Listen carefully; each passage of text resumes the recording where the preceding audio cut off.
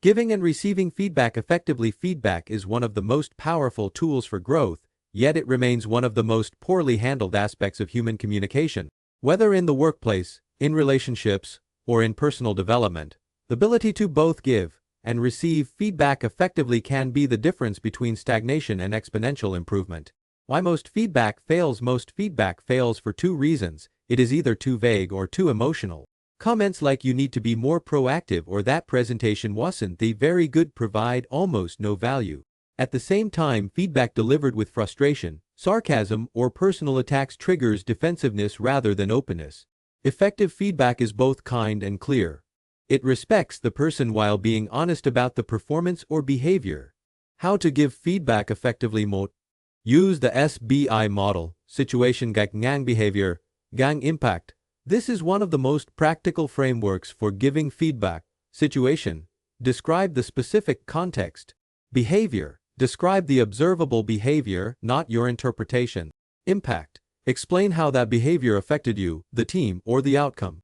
So example, so instead of saying "you were always late to meetings," say "in yesterday at team meeting, situation, you joined me 5 minutes after we started." Behavior: it disrupted the flow and made us repeat several points, which made the meeting run over time. Impact: high balance positive and constructive feedback. While constant sugarcoating is harmful, people are more receptive when they feel valued. A good rule is to ensure the person knows you see their strengths as well as areas for improvement.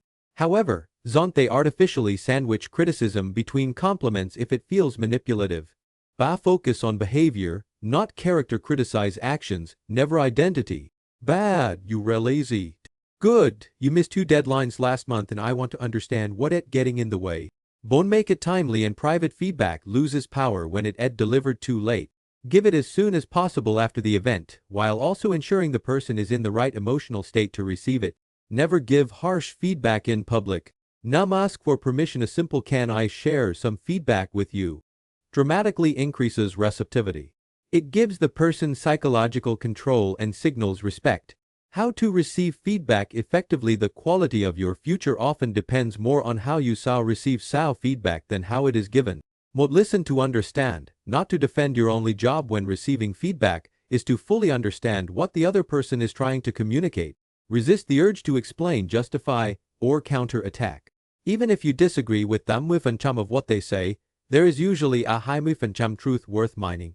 High control your emotional response. Feedback often triggers the amygdala, our brain threat detection system.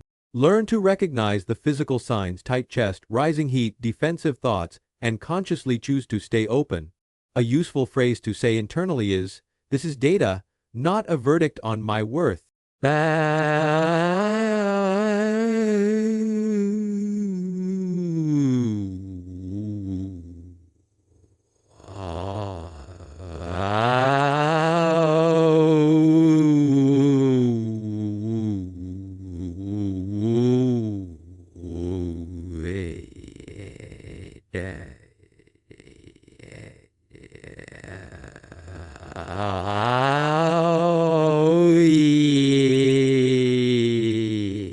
What would better look like to you in that situation?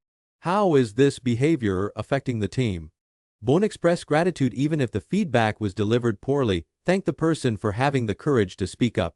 This simple act encourages future honesty and shows maturity.